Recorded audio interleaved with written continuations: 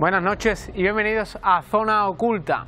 Es probablemente Jesús de Nazaret uno de los personajes más importantes de la historia, al cual en principio no se le conoce mujer. Algunos apuntan a que María Magdalena fue la mujer de Jesús, incluso tuvo descendencia con el mismísimo Rey de Reyes. Lo vamos a analizar hoy aquí en Zona Oculta.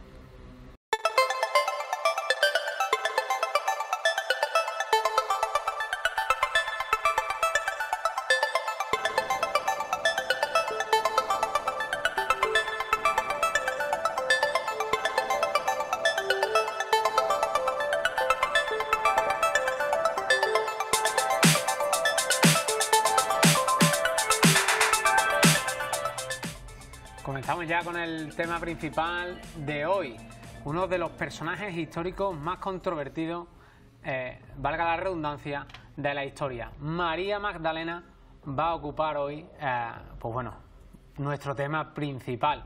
Para ello, un experto, un escritor, José Luis Jiménez. ¿Qué tal? Muy buenas noches. Hola, Daniel, buenas noches.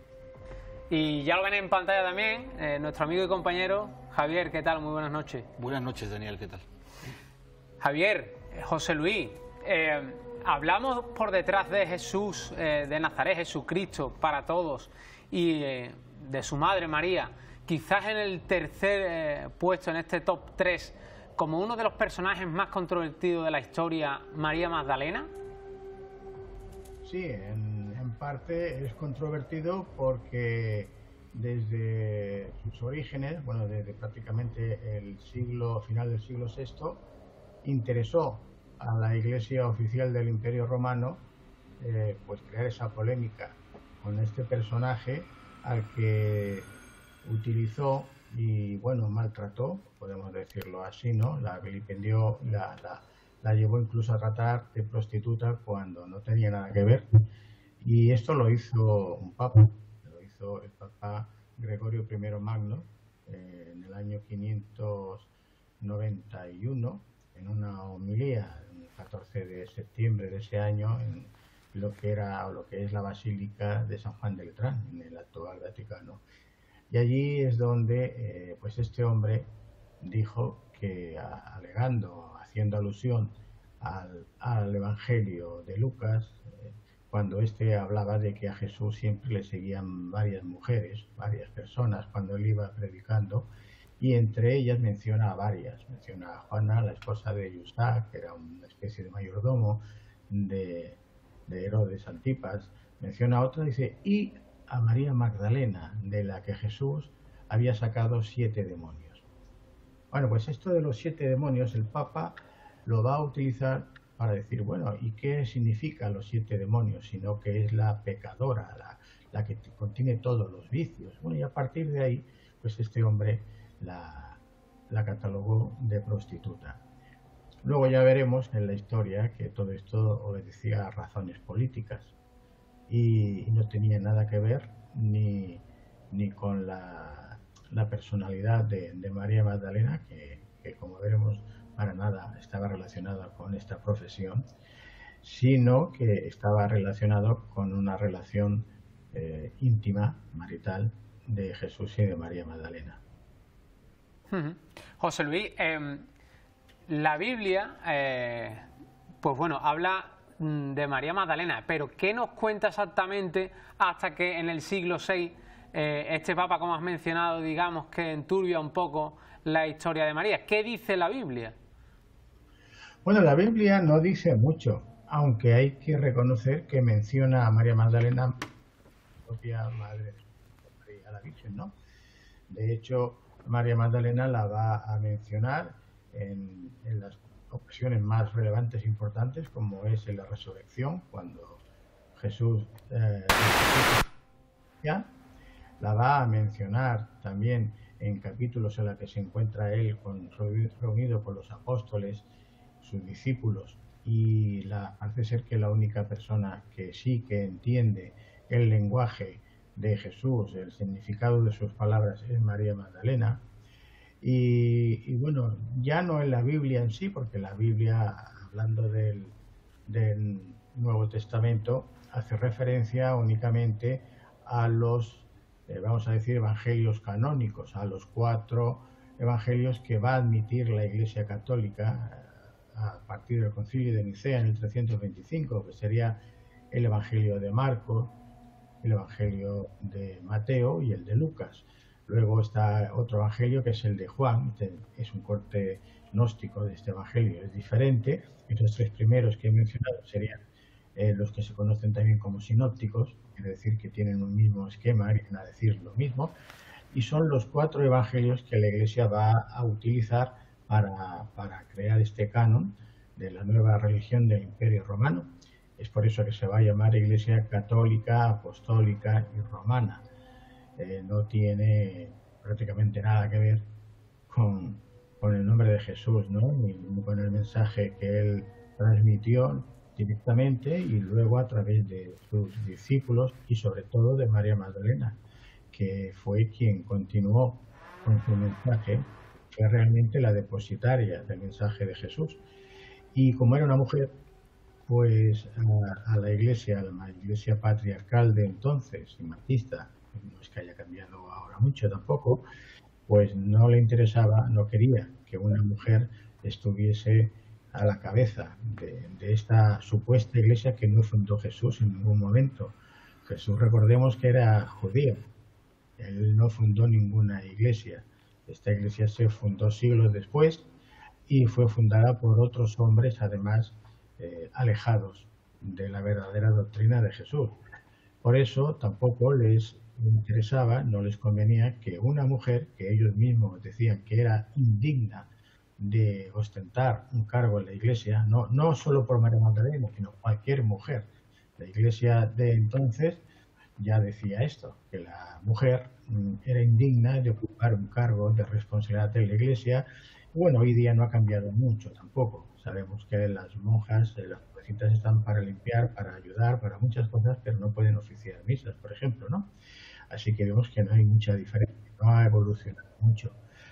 Y bueno, en aquella época, hasta que se va a producir esta creación en el Concilio de Nicea de esta nueva religión, esta fundación, a María Magdalena se le tenía muy buena consideración. Tan buena consideración que se llegó a través de los contactos y de los nuevos obispos que iban a pasar a ser parte del Estado, de la Iglesia de Roma, van a trasladar desde las canteras imperiales del Mar de Mármara, en Constantinopla, un sarcófago confeccionado con un mármol de un granulado muy fino que solo existe en esta parte del mundo. Y si me lo permites, Daniel, yo te puedo ir mostrando una de estas fotografías de lo que hablamos, porque así el espectador se puede hacer una idea aproximada de lo que vimos.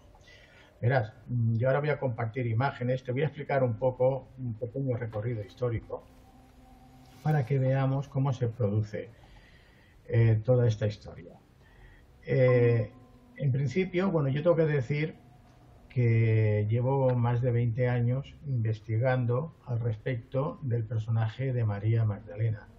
Mi primer libro es el que tenemos en imagen a la izquierda, que es El legado de María Magdalena, fue publicado en el año 2005. Yo en este libro hago una investigación, descubro un retablo cisterciense, o sea, un retablo que fue realizado por unos descendientes de los caballeros templarios y alojado en un templo cisterciense, que es el monasterio de Santes Creus, en la provincia de Tarragona.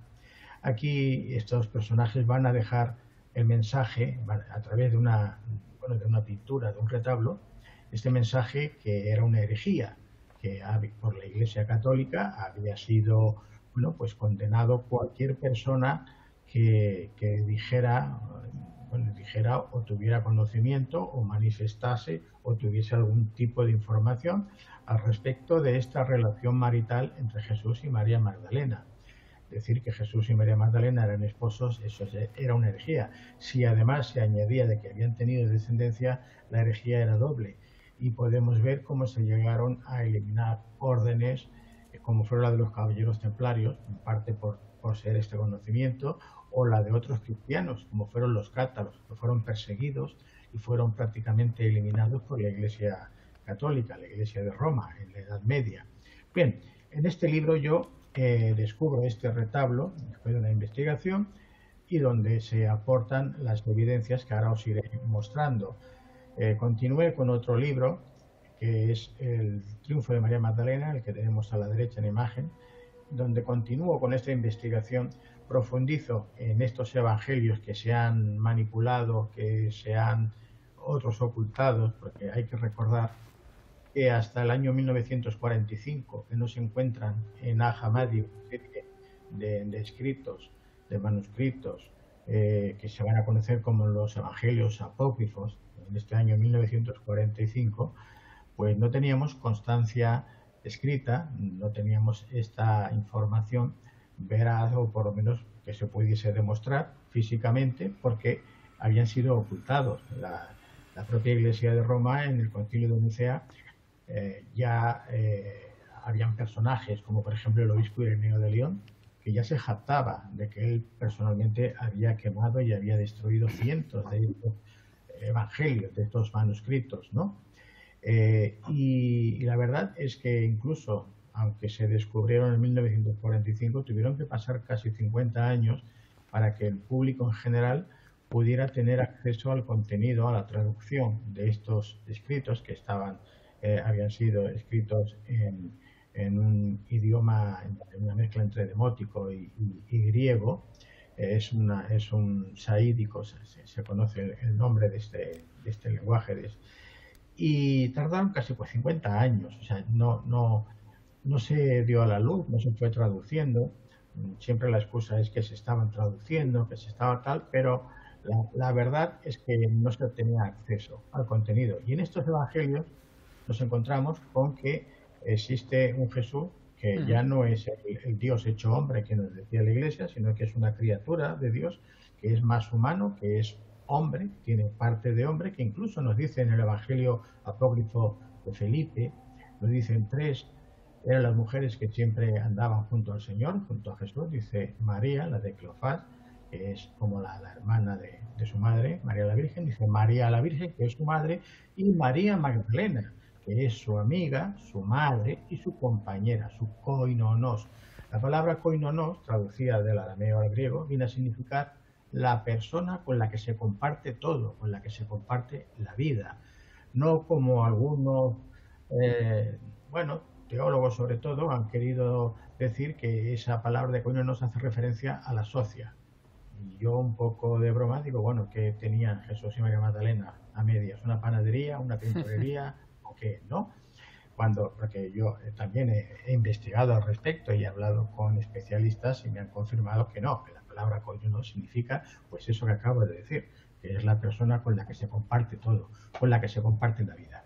Bueno, yo seguí investigando, publiqué este otro tercer libro, que es el que tenéis en el centro, La revelación del Grial viviente, donde aquí ya este libro, diríamos que tiene casi 700 páginas, más de 300 y pico de fotos a color, mostrando estas pruebas, estas evidencias.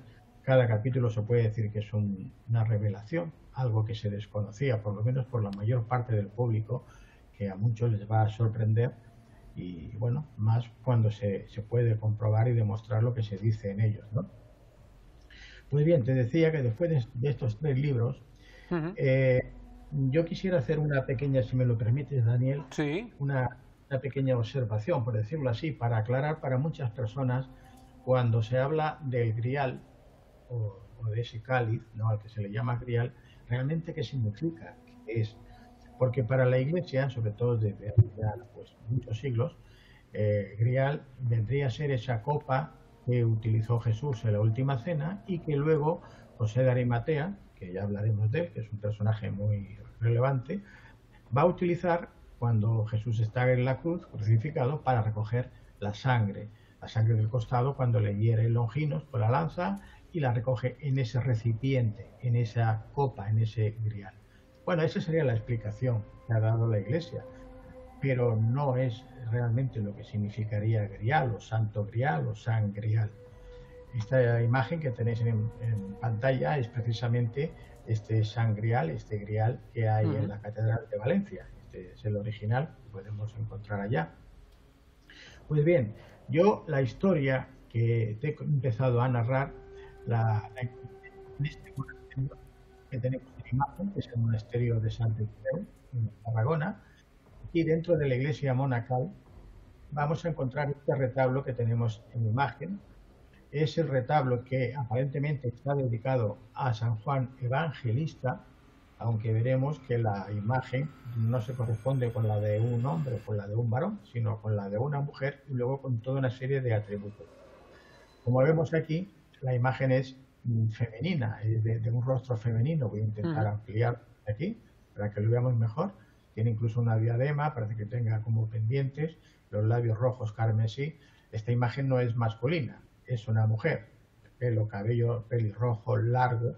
Luego está vestida con la túnica sagrada de la gran sacerdotisa, que es como se le reconoce a María Magdalena, color rojo, y tiene el cáliz en la mano. Bien, y yo cuando ya encontré este retablo, ya algo me decía que aquello no era lo que aparentemente parecía mostrar.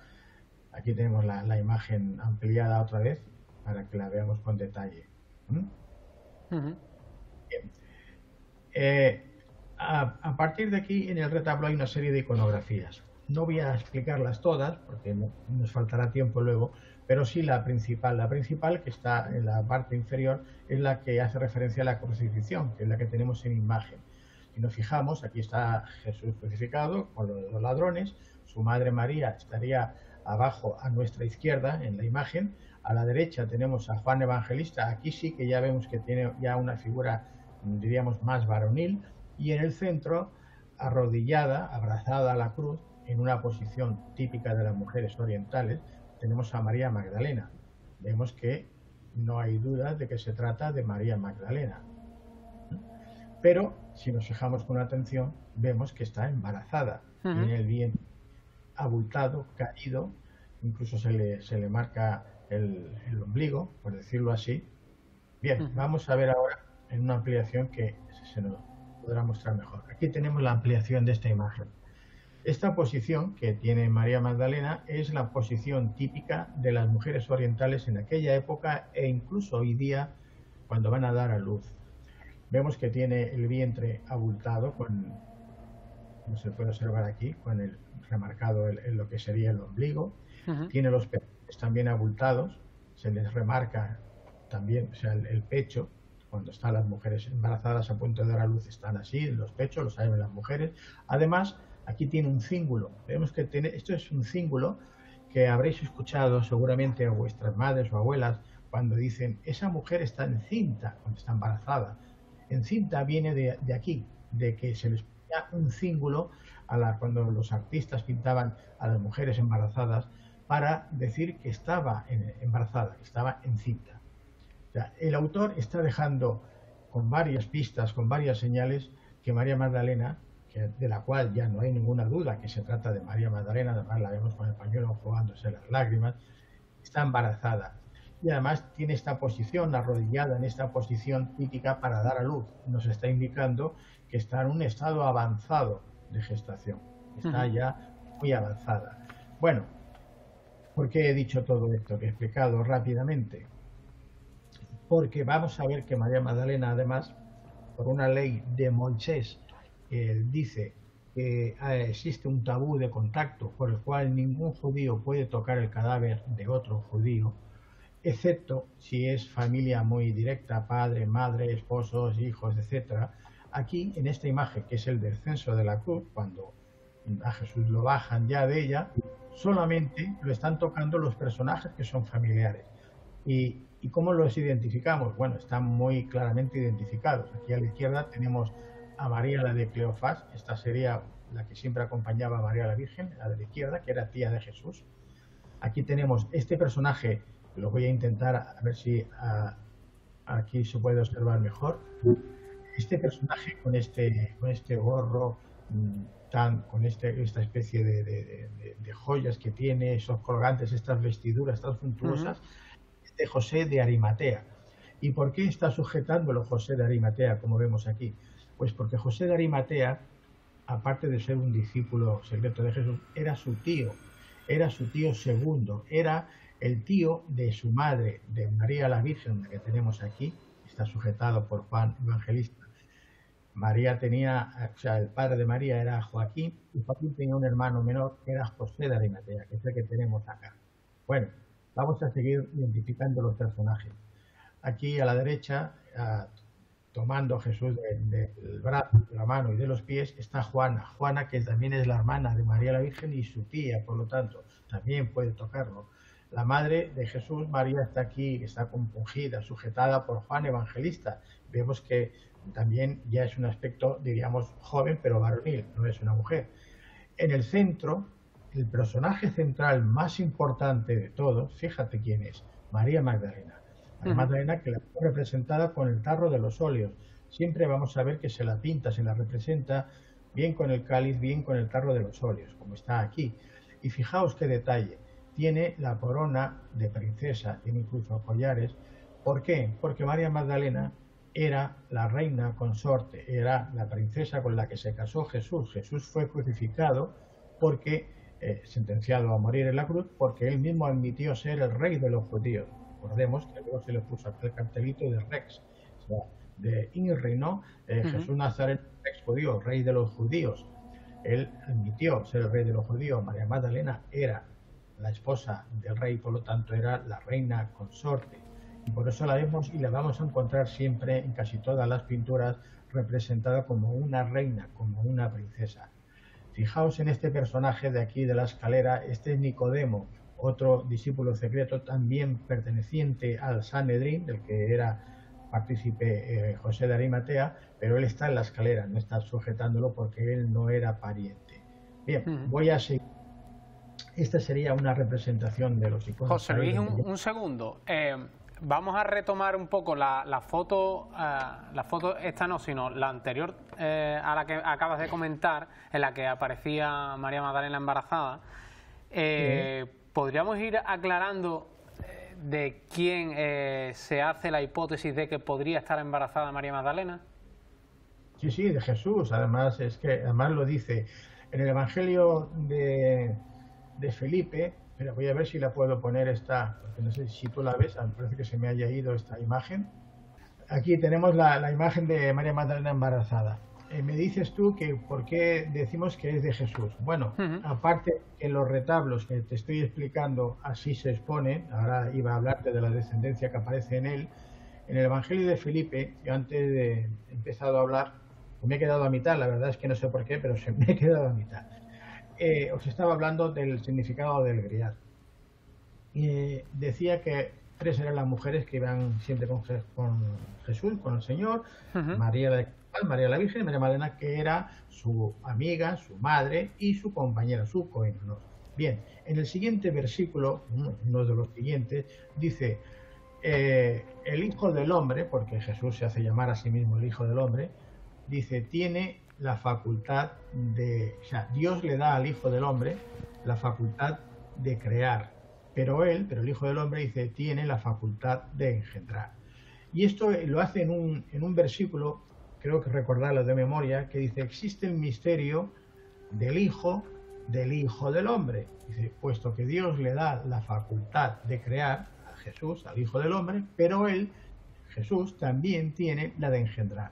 Y habla de este hijo que tiene Jesús. ¿Y con quién? Con María Magdalena. En otro versículo siguiente dice, la esposa de los ángeles es la Sofía, que por cierto María Magdalena vamos a ver que en otros capítulos se la va a llamar, se la va a dar el título de la Sofía, que significaría en griego la sabiduría.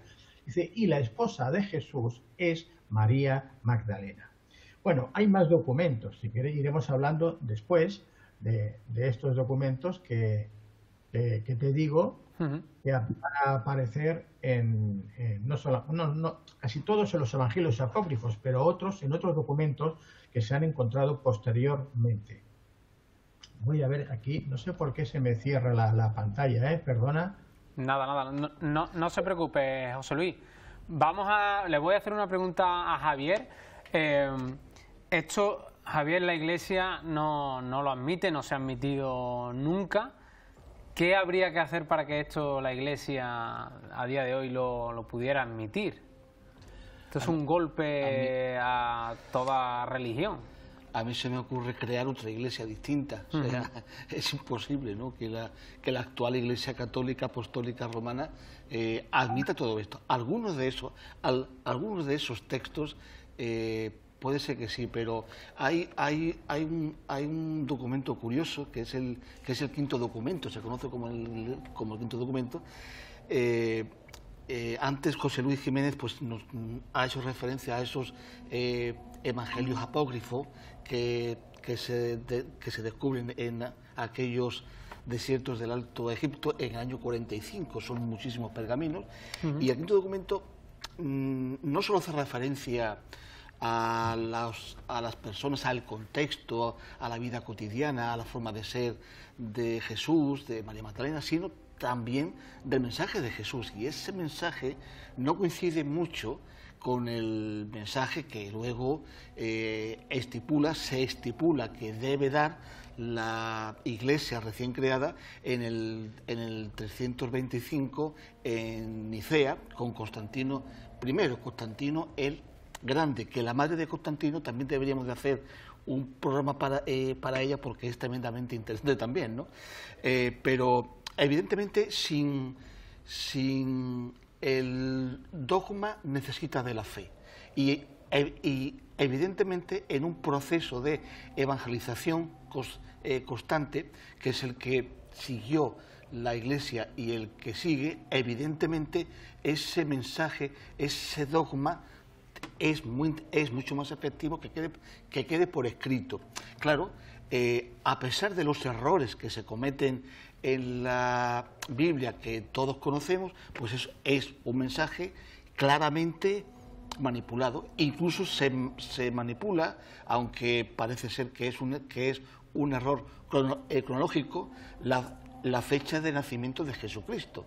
Pero se utiliza la imagen de Jesucristo para asentar, para darle lógica, para darle coherencia a ese mensaje que es el dogma, al cual únicamente se puede llegar por la fe. Claro, desmontar todo esto, eso nunca lo va a hacer la Iglesia, que es tremendamente, como muy bien ha señalado José Luis Jiménez, tremendamente patriarcal,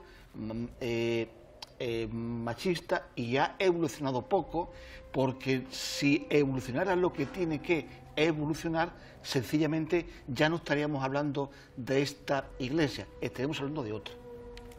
Vamos a seguir avanzando, José Luis. Hablabas antes del Santo Grial, bueno, sí, todos conocemos ese cáliz, esa copa, pero usted mantiene que probablemente tenga otro significado. Entiendo que de sangre real, algo que Dan Brown ya escribió en su libro, y bueno, el Código Da Vinci nos mostró a todos a través de ese libro o la película. No sé si van por ahí los tiros, José Luis. Sí, bueno, yo precisamente este libro yo lo tenía ya escrito y registrado antes de que saliera el de Dan Brown. Coincidimos en fechas, pero no tiene nada que ver el libro de Dan Brown con el mío, aunque hay que agradecerle a Dan Brown que sacara este tema, porque ha sido lo que despertó la curiosidad de las personas en conocer. Y claro, ¿qué pasaba? Lo que yo te iba a decir antes, el San Grial, si la copa del Grial, si lo tenemos como un recipiente que contiene la sangre de Cristo, la sangre de Jesús, pues bien, desde ese punto de vista, claro que tenemos un recipiente, pero no el recipiente que nos dice la Iglesia, esa copa, esa supuesta copa que recoge José de Arimatea, sino la propia María Magdalena, es el recipiente de la sangre de Jesús, de la sangre real de Jesús, porque hemos dicho que Jesús fue crucificado por haber admitido ser rey de los judíos, por lo tanto su sangre es real, de rey. ¿Qué pasa si María Magdalena está embarazada del rey, que el hijo que tiene en su seno, en su vientre, lleva la sangre real, la sangre del rey? Y en el momento que el rey ha muerto, que el rey muere, ¿quién le hereda? ¿Quién le sucede? El hijo que está en el vientre. Y es por eso que María Magdalena tiene que huir de Palestina, y ahora hablaremos por qué tiene que huir, porque en su sangre lleva esa sangre real.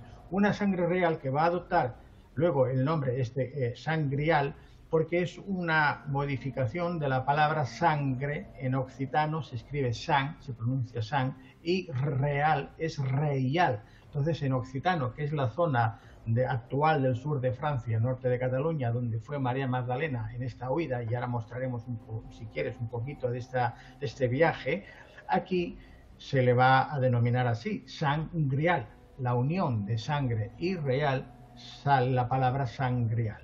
De aquí viene el nombre de Sangrial o de Santo Grial, de que efectivamente hace referencia a la sangre de Jesús, pero que está en el cuerpo de María Magdalena. Ella es ese contenedor, ella es la que contiene la sangre real de Jesús. Y bien, y esto que te estaba comentando, vamos a ver que además hay documentación, aparte de la tradición. Ya hemos visto, aquí te mostraba antes, ya en el retablo, es una especie, es como si fuese un cómic, ¿no? Hay 7 iconografías y va mostrando varios pasajes bíblicos relacionados con Jesús y María Magdalena. Y bueno, aquí teníamos ya ese apartado donde aparece María Magdalena, también perfectamente identificada, con el cabello largo, pelirrojo, la túnica roja de sacerdotisa, con dos criaturas que yo intuyo que son niñas y gemelas, aunque el pintor no tenía una gran calidad, no era un Velázquez, pero recordemos y pensemos que esto los hicieron unos descendientes de los caballeros templarios que fueron perseguidos, que huyeron del sur de Francia, huyeron a esta zona donde los acogió momentáneamente el rey de la Corona de Aragón, Jaime II y Jaume II, y estuvieron en este monasterio que se fundó es profeso para acogerlos también junto a la Orden de Montesa, donde estuvieron y donde dejaron constancia de este conocimiento, de esta historia que ellos conocían, en un momento en el que ya al cabo de un tiempo el nuevo rey ya no permitió que los monjes eligieran a su propio abad y fue impuesto por el rey. Tuvieron que dejar constancia de todo esto a través de estos iconos y de esta iconografía de este retablo. Bueno, yo en la investigación del primer libro y luego los otros, incluso estuve viajando por varias partes de Europa. Uno de los lugares principales donde había pistas que encontré también fue en un pueblecito del sur de Francia que se llama Rennes-le-Château, donde aquí un párroco, el que tenemos en imagen, se llamaba François Berenguer-Saunier. Él encontró en el altar unos escritos, unos manuscritos que hacían referencia a esta descendencia de Jesús y de María Magdalena, a los descendientes de Jesús y de María Magdalena, que los vamos a conocer incluso con el nombre de Desposini, una palabra griega también que hace referencia a los que pertenecen al Señor y que fueron perseguidos por la Iglesia de Roma, por la Iglesia Católica, en los primeros siglos, hasta llegar al siglo VII aproximadamente, VII-VIII, que ya la última familia de reyes merovingios, que pensaron que habían acabado con ellos, pues bueno, se les escapó uno, Dagoberto II, que fue el que luego su descendiente llegó hasta esta iglesia. No me quiero extender mucho. Y esta iglesia que tenemos aquí ahora en imagen, que es la que está advocada a Santa María Magdalena, además está en un perfecto castellano o catalán, si se prefiere, a pesar de que está en Francia y que allí todas las iglesias que están dedicadas a María Magdalena tienen el nombre de Santa Marie Madeleine, no Santa María Magdalena.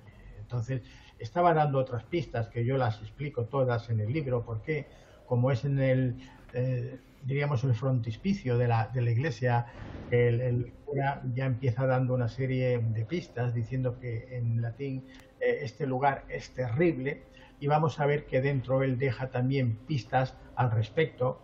Alguna de ellas, por ejemplo, es lo que son los Via Crucis, el 14, cuando se supone que están enterrando a Jesús. En realidad es lo que pinta, o lo que hace pintar, están sacando a Jesús de la tumba de José de Arimatea de noche, con la luna llena enfrente, ¿no? O sea, da muchas pistas. Yo todo esto ya lo cuento con detalle en el libro. Adquiere, de ser un cura muy pobre que apenas tenía para comer, adquiere una gran riqueza de la noche a la mañana, construye una gran casa que la va a llamar Villa de Betania, una torre a la que le pone el nombre de Tour Mardal, la Torre de Magdalena, que es la que tenemos en imagen, restaura toda la iglesia, hace poner en la entrada un diablo, el diablo Asmodeo, que soporta la pila del agua bendita. Arriba hay 4 ángeles que también tienen una serie de frases que dicen: por este signo tú le vencerás, per se signe tu le vencerás. Bueno, va poniendo pistas, señales, muchas señales. Y lo que yo quería decir es por qué tiene que huir María Magdalena y el viaje que hace. Bueno, verás, ya he dicho que María Magdalena era la esposa de Jesús, estaba embarazada y por lo tanto corría peligro, tanto ella como el hijo que tenía en su vientre, el hijo de Jesús, porque ya una vez que matan al padre, evidentemente matarán al hijo. Y huye, tiene que huir además de allá, acompañada de varios personajes todos muy importantes y con gran poder económico. El primero de ellos, José de Arimatea, que no olvidemos que había sido o era ministro de Minas, es un cargo similar al que me refiero, del Imperio de Roma. De hecho, él conocía personalmente al procurador, que era Poncio Pilatos, y bueno, que por eso le había pedido el cuerpo de Jesús, se le había concedido. Lázaro, que era otro familiar también importante al que había resucitado Jesús. Las hermanas de Lázaro, Marta y María. Esta María no es María Magdalena, ya lo aclaro, porque hay mucha confusión al respecto. Bueno, 8 personas en total. Ella tiene que huir, y tiene que huir bajando hacia el sur, hacia Egipto, ¿no? Va a seguir esta ruta que muestro en la imagen para llegar hasta Alejandría. Aquí en Alejandría van a tomar un barco que hace la ruta hasta Europa, en este caso hasta una ciudad romana que se conocía como nombre Massilia, la actual Marsella. El barco no va a llegar hasta Marsella, va a tener unos problemas y van a desembarcar con una barca en un pueblecito muy cercano que se conoce con el nombre de Sainte-Marie de la Mer. Aquí este es un mapa actual. Bueno, este pueblecito, que está a unos 50 kilómetros aproximadamente de Marsella, y es el que tenemos en imagen. Esta iglesia es del siglo IX, X, ya existía una iglesia desde los orígenes, pero como tal, aquí reconocida desde el siglo IX. Esta iglesia fortaleza que vemos en imagen, dedicada a María Magdalena, es el lugar donde ella va a desembarcar, acompañada de estas mujeres. De hecho, en este lugar existe una tradición milenaria donde se le venera a María Magdalena y a las Marías del Mar. Por eso se llama este lugar Les Santes Maries de la Mer, las Santas Marías del Mar, que es donde llegaron. Aquí vemos la capilla dedicada a María Magdalena, que siempre está llena de exvotos. Hay mucha veneración por parte de las personas de este lugar, y no solo las personas de este lugar, vienen a esta cripta que ahora os muestro, que es la cripta dedicada a Sara la Negra. Sara la Negra, que fue una criada de María Magdalena, que hay quien la confunde y dicen que era la hija de Jesús y María Magdalena. Yo, bueno, suelo decir un poco también en broma que Jesús había hecho muchos milagros y prodigios, pero no le cambió el color de piel a nadie. Él no era negro y María Magdalena tampoco era negra. Y Sara era negra porque era una niña de unos 14, 15 años de origen nubio. Los nubios es una raza de África, donde es el actual Sudán, al sur de Egipto, que bueno, son muy altos y yo diría que son los más negros que hay. Entonces, bueno, era una criada, no era la hija. Aquí vemos la barca, esta sería Sara, María Magdalena y otra más acompañándola. Y la figura de Sara la Negra aquí es venerada como la Virgen de los Gitanos. Hay mucha veneración hacia esta Virgen Negra por parte de los gitanos, sobre todo, que incluso llegan a hacer una especie como de romería, de procesión, cada 24 o 25 de mayo, en este pueblo de Sainte-Marie de la Mer, sacando en procesión a la imagen y llevándola hasta el mar y haciendo como que desembarca, ¿no? Esta tradición es milenaria, como digo, ya desde los primeros siglos, siglo II o siglo III. Bueno, María Magdalena, después de tener a esta descendencia, a estas 2 hijas, ella estuvo predicando por la zona y sus restos fueron custodiados. José Luis, acabas de decir entonces que, acabas de confirmar, porque, bueno, hasta este momento no lo habías dicho, que Jesús conjunto, en pareja, ¿no? Es imprescindible. María Magdalena no tuvieron una niña ni un niño, sino que tuvieron dos niñas.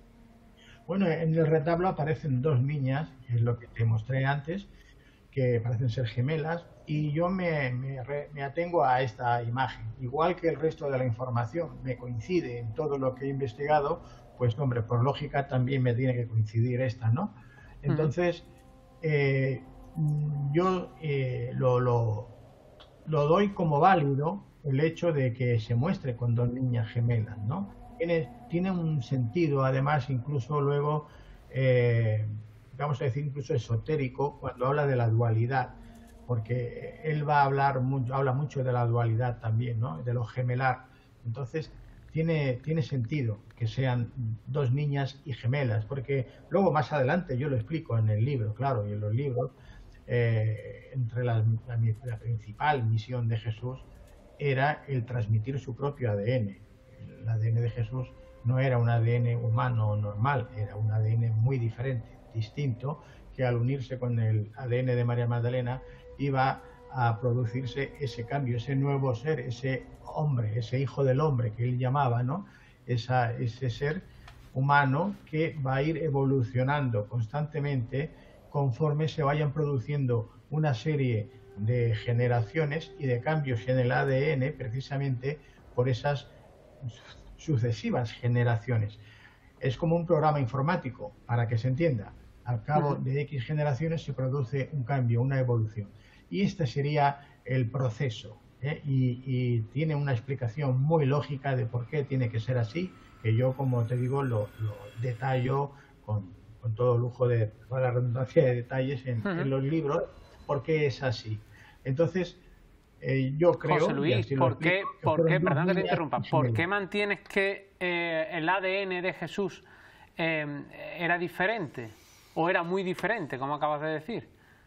Bueno, hay escritos, hay documentación, incluso hay una información que viene dada por una investigación que hizo un americano, Ron Wire, creo que se llama, que él dice que encontró esta sangre seca de Jesús que había caído desde la cruz cuando estuvo crucificado, fue a parar una cueva que allí debajo del monte Gólgota, que lo llevó a analizar y que solamente tenía 23 cromosomas.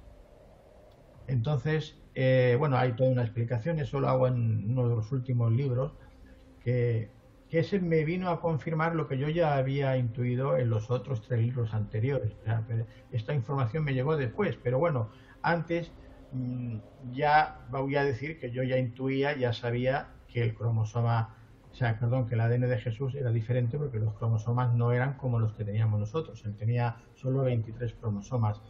No era un ser humano 100%, diríamos que era un híbrido, ¿no?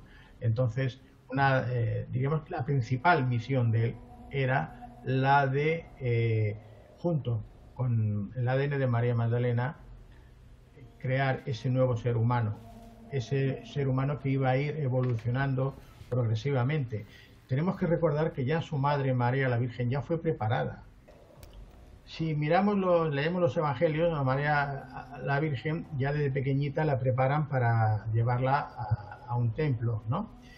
Y siempre nos hablan de ángeles, tanto los que se van a presentar a la madre de María, a Ana, como luego a su prima, siempre aparecen los ángeles.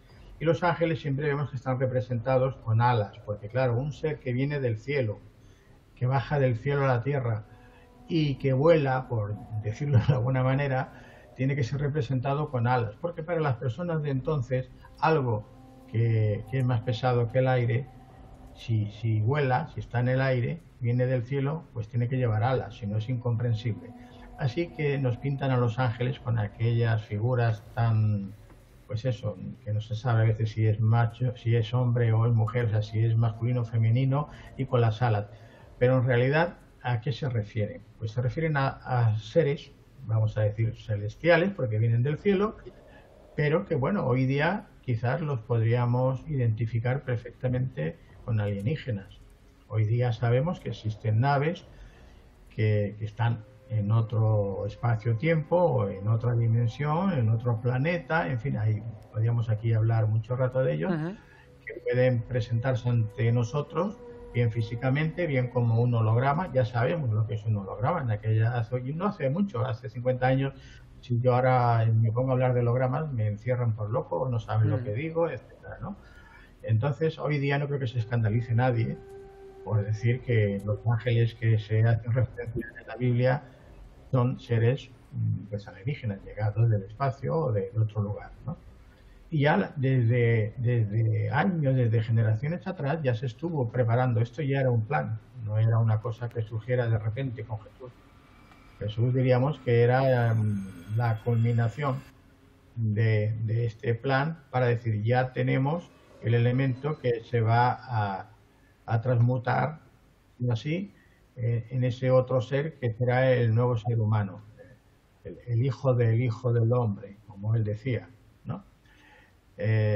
Por eso te decía, claro, explicar yo al principio, después de 22 años que llevo con este tema y más de 4 libros escritos, en donde en cada uno de ellos aporto nuevas evidencias, siempre pruebas físicas, fotografías, documentación, todas las fotos son prácticamente realizadas por mí, he recorrido miles de kilómetros por medio mundo, he invertido miles de horas y todo esto pues no es gratuito. Quiero decir que bueno, como mínimo cualquier persona se lo tiene que mirar y seguro que le va a hacer pensar y reflexionar al respecto, ¿no? Y digo esto porque aunque haya quien se pueda escandalizar hoy día, pues bueno, si alguien piensa que somos los únicos seres inteligentes, y lo de inteligentes lo digo entre comillas, en el cosmos, pues bueno, tiene un error muy grave, está muy confundido, ¿no? Entonces Jesús evidentemente era un híbrido y su principal misión era la que era, la de transmitir su ADN y precisamente para que se pudiese llevar a cabo esta evolución del ser humano, este despertar de la conciencia humana que desgraciadamente aún no se ha producido del todo, ¿no? Y ahí tenemos las pruebas. Javier, menciona José Luis, pues bueno, que Jesús podría ser de alguna manera, y corrígeme si me equivoco, José Luis, un ser extraterrestre, alienígena, de otro planeta, que viene de fuera de la Tierra y que además tendría descendencia en la misma.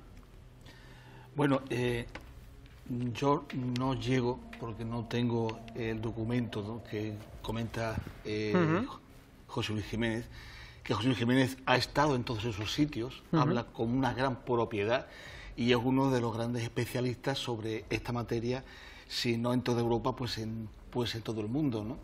Y habla con conocimiento de causa. Yo no puedo decir que Jesucristo tuviera una carga genética distinta. Lo que sí es cierto, y a las mismas pruebas que ofrece la Iglesia Apostólica Romana, Católica Apostólica Romana, ofrece a través de la síndone, que de ser cierto que este lienzo albergó el cuerpo de Jesucristo, pues nos describen cuanto menos un hombre peculiar. Un hombre mucho sobre más, todo para la época. Efectivamente, para la época y para la población normal de Judea, que eran personas de 1,60 m, 1,60 m y algo. Jesús medía más de 1,80 m. Jesús estaba dotado de una estructura caucásica fuerte, con una gran musculatura. Y fíjate que he dicho dotado porque quizás en dotado tendría que haber metido otra palabra, la palabra diseñado. Diseñado para soportar todo lo que tuvo que soportar según la síndone, que es una de las reliquias más importantes sobre la existencia de Jesús que la misma Iglesia pone. Era un hombre cuanto menos peculiar. Y fíjate lo que dista el mensaje que da la Biblia a lo que está comentando José Luis, que lleva estudiando esto, aportando muchísimas pruebas, muchísimos datos, que es como se sigue avanzando. El el mensaje al cual estamos llegando, al cual ha llegado José Luis, y lo distinto que es la Biblia, que vuelvo a insistir, utiliza todo esto para ejercer el control. Ya los cristianos dejan de estar ocultos en las catacumbas para ser las personas de otras religiones las que tienen que esconderse de los cristianos. Fíjate el cambio político que hubo. Y otra cosa que mantenía José Luis es que no somos los únicos, y yo creo que eso es, en cuanto a datos y estadísticos, sería prácticamente imposible, algo que también hemos hablado mucho en Zona Oculta. Vamos a ver, si tenemos en cuenta que para desarrollarse vida y desarrollar una vida inteligente, entre comillas, como muy bien ha señalado José Luis Jiménez, hemos tenido que tardar 2 millones de años, ¿vale? Y no hemos sido capaces de salir de nuestro sistema solar porque estamos presos a distancia de la Luna. No hemos sido capaces todavía incluso de llegar a Marte con toda la tecnología que hemos desarrollado, que es maravillosa, y es que nos quedan 1.000 millones de años, porque dentro de 1.000 millones de años el Sol dice: señores, la fiesta se ha terminado, y van a empezar a haber cambios que nuestro sistema solar pues irá a hacer puñetas, ¿no? O sea, otras civilizaciones han tenido tiempo en otros sistemas estelares, en otras galaxias, para desarrollar vida, y además una vida inteligente tal que le permita viajar. Yo eso lo pongo en duda. La mecánica cuántica ofrece otras alternativas, que si uno lee algo de la teoría cuántica de campos, no es el único universo que puede existir. Pueden existir otros. ¿Por qué no pensar que otro tipo de seres vivientes son capaces de jugar con estos sistemas dimensionales? Porque los electrones lo hacen, y si lo hacen los electrones, ¿por qué no suponer que hay otras culturas en otros universos paralelos? Perfecto, José Luis, vamos a ir terminando no quiero dejar en el tintero ¿qué pasó con el cuerpo de María Magdalena? ¿Dónde se le presupone que está? Si es que se conoce algún sitio que pudiera estar. Sí, ahora te lo explico y te voy a dar prueba de ello. Quería solo matizar, como bien ha dicho Javier, hay una frase que el propio Jesús la decía, y la tenemos en los evangelios de la propia Iglesia. Cuando le preguntan, él dice: mi mundo, cuando dicen: Señor, ¿tú de dónde eres rey? O ¿dónde es tu mundo? O cuando le preguntan, dice: mi mundo, o mi reino no es de este mundo, ¿no? Evidentemente, y aquí nos dicen que es una metáfora que hace referencia al mundo de Dios, a tal, pero bueno, realmente él se está refiriendo a otro mundo, a otro tipo de mundo, pero que es como físico, pero que es como el de la Tierra, pero no, en otro lugar. Y de hecho, cuando le preguntan, y él dice: mi padre tiene muchas moradas, refiriéndose a muchos mundos, a muchos otros lugares a donde ir, y él hace referencia, son lugares físicos también. Y como decía Javier, no todo es a través del espacio, como conocemos, viajar a través del espacio. Existen, a través de la física cuántica, ahora empezamos a vislumbrar un poquito, sabemos que existen otros universos y que existen otras técnicas o medios de poder desplazarse, y no es yendo a una velocidad superior a la de la luz. De hecho, el pensamiento creo que viaja a una velocidad mayor que la de la luz, ¿no? Pero bueno, vamos a tu pregunta, lo de María Magdalena. Mira, voy a volver a mostrarte imágenes. Esto que tenías aquí, no sé si se ve la imagen. Si no se ve, la voy a compartir. Vamos a ver, voy a compartir la imagen. Esto que tenemos ahora en imagen es la Basílica de Santa María Magdalena en el pueblecito de Saint-Maximin. Esto está en la Provenza, en el sur de Francia.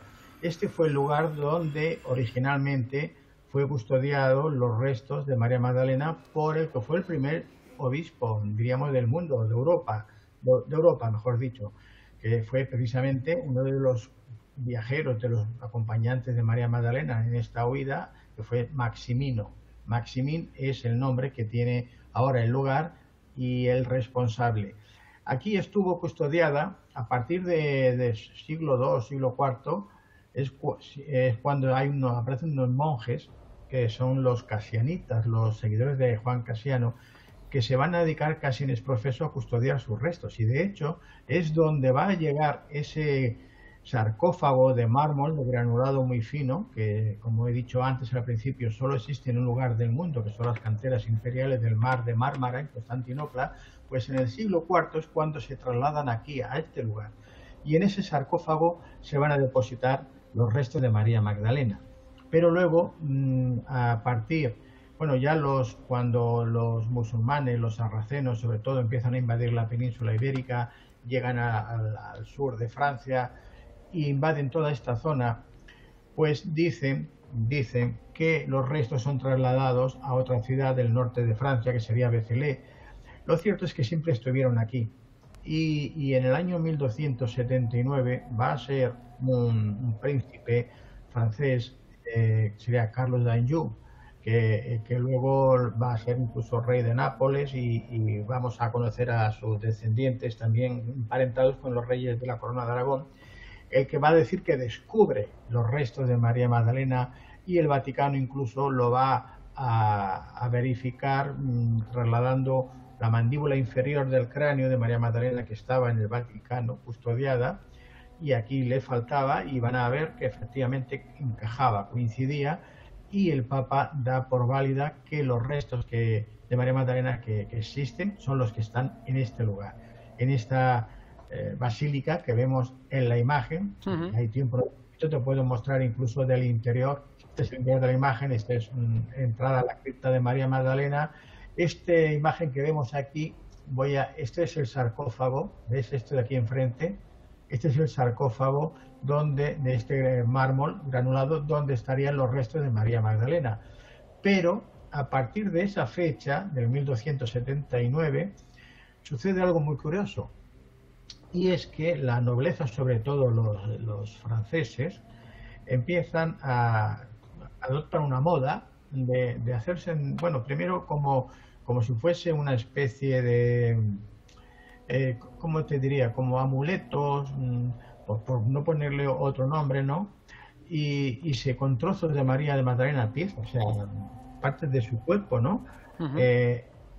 Hacen relicarios, por ejemplo, la Blanca d'Anjou, que sería la esposa del rey Jaime II de Aragón, se va a hacer enterrada en el monasterio Sant'Escreu, que si hay tiempo os hablaré un poco más de él, con la lengua de María Magdalena, un relicario. Vamos a ver que varios obispos y sobre todo la nobleza van a tener partes de María Magdalena, es decir, que casi la van a destrozar, y solo dejan el cráneo de ella, que está aquí en este relicario. Aquí no se ve ahora con mucho detalle, dentro de esta, aquí tenemos el cráneo de ella, que es lo único que dicen que queda de María Magdalena, porque la Revolución Francesa fue saqueado todo el lugar e incluso desapareció el cráneo. Este cráneo dijeron que volvió a aparecer al cabo de 20 años.